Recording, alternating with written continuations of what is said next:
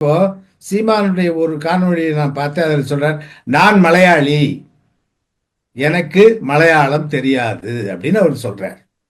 இவர் மலையாளி என்று இவரை சொல்லுகிறார்கள். அது ஒரு பக்கம் இருக்கட்டும், அது உண்மையோ பொய்யோ அதை தனித்து வைத்துவிட்டு இந்த ரெண்டு சொற்றொடரை மட்டும், நான் மலையாளி, எனக்கு மலையாளம் தெரியாது என்றால் நான் மனிதனே அல்ல, தாய்மொழி தெரியாதவன் மனிதன் அல்ல அப்படின்னு இவர் பேசுற ஒரு காணொளி இருக்கு. இதை மட்டும் கட் பண்ணி எடுத்துட்டு தமிழ்நாடு மொத்தம் போட்டு, சீமான் என்கிற மலையாளி தமிழ்நாட்டை குட்டிச்சவராக்குகிறார், பாருங்கள் அவரே பேசிய ஆவணம் அப்படின்னு போட்டா எப்படி இருக்குமோ அப்படித்தான் சீமான் செய்யறது. சீமான் எதையுமே ஒழுங்கா படிக்கலைங்க. அவருக்கு ஒரு நம்ம தமிழ்நாட்டில் ஒரு பழமொழி சொல்லுவாங்க, செத்த வீட்டுக்கு போனா தான் பணமா இருக்கணும், கல்யாண வீட்டுக்கு போனா தான் மாப்பிள்ளையா இருக்கணும்னு சொல்லுவாங்க. அந்த மாதிரி ஒரு மன வியாதி பிடிச்சவர். இப்ப இவங்க ரெண்டு பேரும் யாழ்ப்பாணத்துக்காரங்க இருக்காங்க.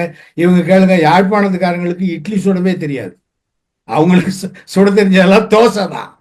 இவன் இட்லியில கறி வச்சு சொல்றது நம்ம ஊர்ல ஏதாவது அந்த கற்பனை, அந்த அந்த கதை சொல்லி இல்லைங்களா. இப்ப யாழ்ப்பாண தோசையும் பார்த்தீங்கன்னா உளுந்து அதிகமா போட்டு சுடுவாங்க. அந்த மாதிரி யாழ்ப்பாணத்து மனுஷனோட வாழ்றதுனால நான் சொல்றேன். அந்த மாதிரி இவங்க என்னென்ன செய்வாங்களோ இதையெல்லாம் செவி வழியா கேட்டுட்டு அவர் சொல்றார்.